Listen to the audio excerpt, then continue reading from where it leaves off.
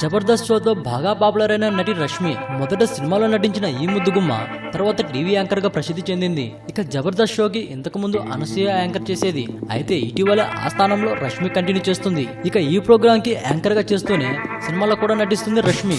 దీనితో ఒక్కసారిగా రష్మికి క్రేజ్ పెరిగిపోయింది. చాలా చోట్ల జరిగే కార్యక్రమానికి రష్మిని ముఖ్య అతిథిగా పిలుస్తున్నారు. అలాగే కర్నూలు జిల్లా నంద్యాలలో నిర్వహించిన సాంస్కృతిక కార్యక్రమాల్లో ముఖ్య అతిథిగా రావాలని కోరడంతో అందుకు ఆమె ఒప్పుకుంది. ఆ ప్రోగ్రాం కోసం హైదరాబాద్ నుండి నంద్యాలకి తనతో పాటు తన కార్ డ్రైవర్ ని తీసుకుని బయలుదేరింది. కానీ కారులో వెళ్లడమే ఇక్కడ రష్మి చేసిన తప్పు. హైదరాబాద్ నుండి కొంత దూరం ప్రయాణించాక మధ్యలో కార్ డ్రైవర్ పంచర్ అవడంతో బాగా లేట్ అయింది. అప్పటికే చీకటి పడడంతో కార్ డ్రైవర్ కారును రూట్ మళ్లించాడు.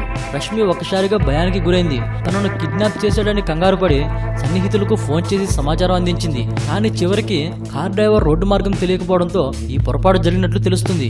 అయితే చివరికి ఏదో విధంగా నంద్యాలలో జరుగుతున్న కార్యక్రమానికి ఆలస్యంగా రష్మి చేరుకుంది. దీంతో అక్కడ ప్రేక్షకులకు క్షమాపణ చెప్పింది రష్మి.